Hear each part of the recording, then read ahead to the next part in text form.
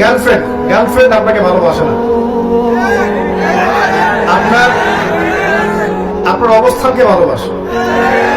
এটা আমি বলেছি, একজন পোস্ট করেছে ফেসবুকে, সেখানে দেখলাম কিছু মেয়ের কমেন্ট করছে যে না আমরা সত্যি ভালোবাসি। তো আসল বক্তব্য হচ্ছে এটা তো অংশ গিয়েছে। আপনি বলেন যে আমি এক সলিউশন বলেছিলাম, যদি দিনদার হয়, দেখেন দিনের বুঝ আছে, আপনার কথায় আনুগত্য করে, তার বাবাকে গিয়ে বিয়ের প্রস্তাব দেন। যদি রাজি হয় মাশাআল্লাহ বিয়ে করে ফেলেন, প্রেম করার দরকার নেই, বিয়ে করে ফেলেন। আসল প্রেম শুরু হবে বিয়ের পর ইনশাআল্লাহ। আর তখন বুঝবেন দিল্লি গেলে একটু কি মজা। তখন মনে হবে যে কাশ আরো 5টা বছর পরে বিয়েটা করলে ভালো হতো।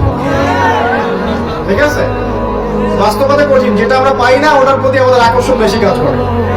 পাওয়ার পরে দেখবেন যে আসলে জীবনটা মনে আগে ভালো ছিল, বন্ধুদের সাথে ঘুরতাম, একটু ইয়া ছিল, স্বাধীনতা ছিল, ফ্রিডম ছিল। এখন সেটা আর নাই। এখন দেখবেন 1 ঘন্টা কেন 10 মিনিট দেরি হলেই 10টা ফোন আসা শুরু হবে। কোথায় তুমি, কোথায় গেছো, কার সাথে সময় দিচ্ছ, এত সময় দেওয়া লাগে?